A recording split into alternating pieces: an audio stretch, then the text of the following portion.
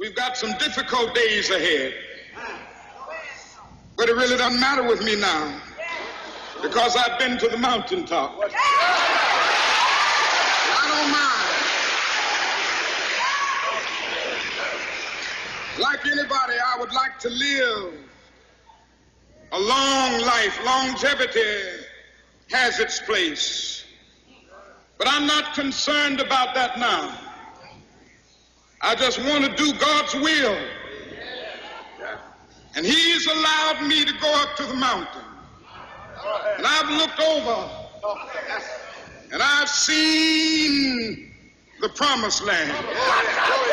I may not get there with you, but I want you to know tonight that we as a people will get to the promised land.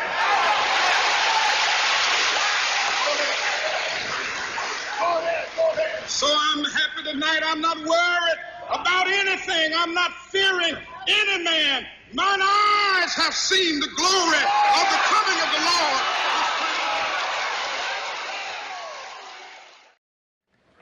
Will you pray with me?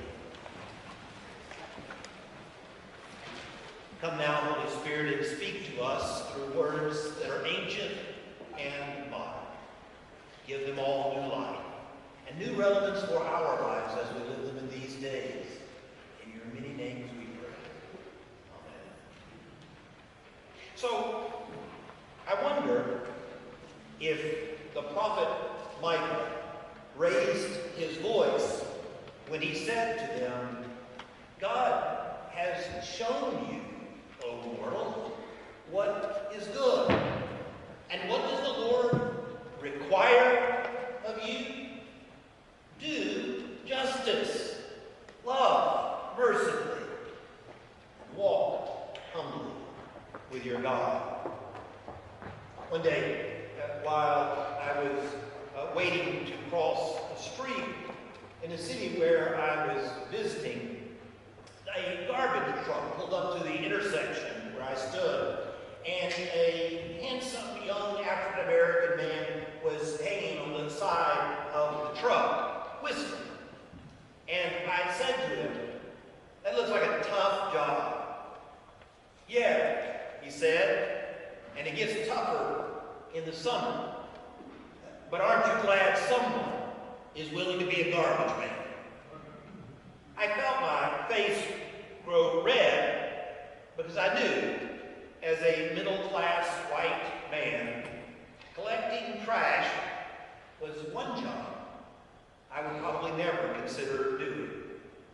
But I was glad someone was willing to do it. This week we celebrated or observed the 51st anniversary of the assassination of the Reverend Dr. Martin Luther King, Jr. These days, almost everyone speaks well of him. He is revered as a hero. But I am old enough to remember that as a boy, when they announced his assassination, there were those who applauded. Every January, around the time of his birthday, the media seems to be filled with people and programs quite willing to quote from his I Have a Dream speech. But you see, by idolizing him, we have managed to make him less challenging and to diminish our responsibility for taking seriously his life and teachings.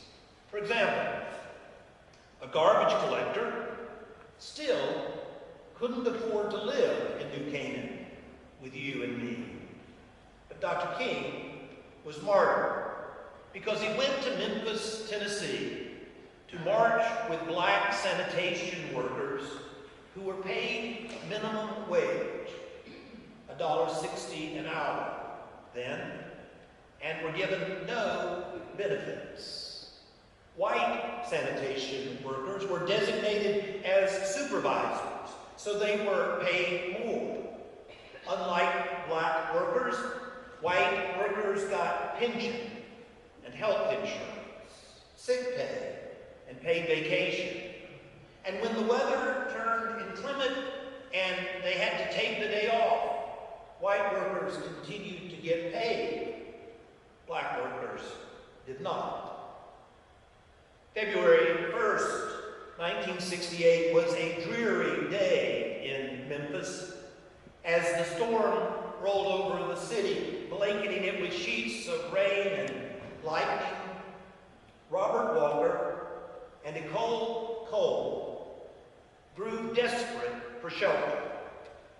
They took refuge in the back of their garbage truck. It was one of the few places in the city black men were allowed to take refuge. Tragically, the rig's hydraulic compactor malfunctioned, and they became trapped, were swallowed up, and crushed to death. Almost weekly in those days, a black worker was killed or injured, but the city refused to take the faulty equipment off the road. It was Cole's and Walker's grisly death that finally compelled Memphis sanitation workers into a historic campaign for dignity and higher pay. The man who earned a PhD from Boston University and was the winner of the 1964 Nobel Peace Prize did not go to Memphis to campaign for lower taxes or city beautification. He went there to march with thousands of the poorest people, paid the lowest possible wages, to do the most undesirable job. It was for that battle that he gave his life. Do justice, love mercifully, walk humbly. For some of us, walking through life humbly may be the toughest part of this injunction from the prophet Micah, the hardest thing that God might require us to do. And yet I think it is probably the truest side of our devotion.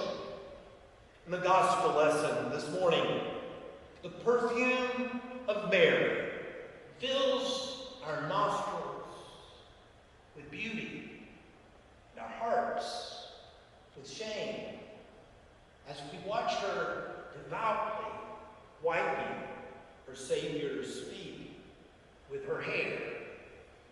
One wonders if Judas's real issue wasn't the waste of money, but the shame he felt in the face of Mary's great humility.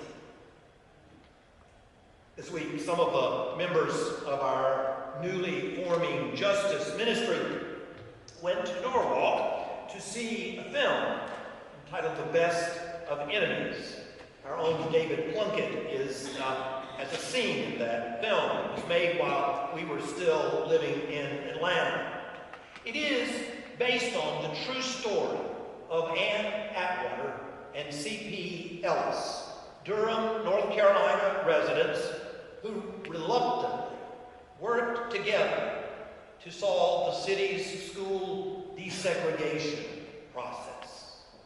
Atwater was a tireless and strong-willed activist for the black community in Durham. She was a feature at the city council meetings, willingly taking on racist officials and crooked slumlords. She was, at that time, in her mid-30s. Ellis was a 44-year-old gas station owner, a kind of self-appointed representative for Durham's white residents who objected to the court's ordered desegregation. He was also the exalted cyclops of the Ku Klux Klan chapter in Durham, North Carolina, and a dedicated believer in segregation in all areas. The summer of 1971, Atwater and Ellis came together brought by a Raleigh-based community activist named Bill Reddick.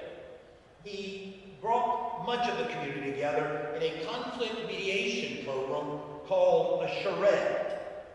So for 10 days, 12 hours a day, Atwater and Ellis agreed to work together with their fellow residents to resolve Durham's school crisis. Now, further details of the movie might spoil it for those of you that might want to see it. But suffice it to say that Atwater and Ellis emerged from their charrette to become lifelong friends. And the city of Durham was never the same. Former Klan leader C.P. Ellis died in 2005 at the age of 78, and Ann Atwater, an African-American activist, gave the eulogy at his funeral and sat with the family. Think about that. It takes an awful lot of walking humbly to make it to that place, which is perhaps why civility, mutuality, cooperation, and even community is so very rare today. But it shouldn't be. It especially shouldn't be in places of faith like the church. Humility requires us to assume as our starting place the possibility that there might be a different point of view than ours, and that ours just might be wrong, or at least not fully developed, which is why people who live by faith ought to have a whole lot more humility, because faith isn't facts. It isn't knowing for certain. It's believing and trusting and hoping. Our pride can make us look down on people. But humility, the humility of our faith, makes us look up in awareness that it is God who has made us and not we ourselves. And it is God who has made them and not they themselves. Just as God made us, God made those with whom we disagree. Just as God made us, God made those whose subjects and verbs might not always agree. Just as God made us, God made those who are poorer than us. Have you ever considered that maybe those who are different from us are sent to us by God to teach us humility, justice, and mercy? Humility is a fruit of the spirit of a life that is secure enough to walk with a God we cannot prove or see. It is the lifestyle of someone who knows grace and has nothing they need to prove.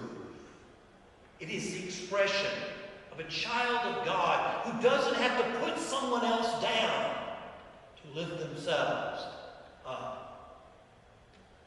Larry Payne would be 67 years old today, but he died at the age of 16, shot at point-blank range by a shotgun fired by a Memphis police officer. It was during one of the sanitation protests. Dr. King was in town, and he called Larry's mother and said he wanted to stop by and see her. The day after his mountaintop speech that you heard the ending of a moment ago, Dr. King was preparing to leave for an early dinner with one of the local ministers before a rally that was going to be held that night.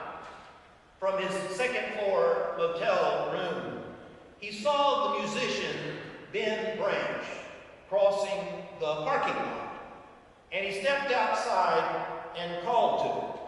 "Ben," he said, "I want you to play Precious Lord for me tonight." Ben nodded and wasn't a bit surprised because it was the civil rights icon's favorite hymn. No, King said. "Tonight, especially for me, play it pretty. Precious Lord, take my hand. Lead me on, let me stand. I'm tired, I'm weak, I'm lone. Through the storm, through the night, lead me on to the light. Take my hand, precious Lord, lead me home." Then Branch nodded, and as Dr. King turned back toward his room, shots rang out, and the prayer he sang was answered. The Lord took his hand, and Martin Luther King, Jr. walked humbly home to God. May it still challenge us to do justice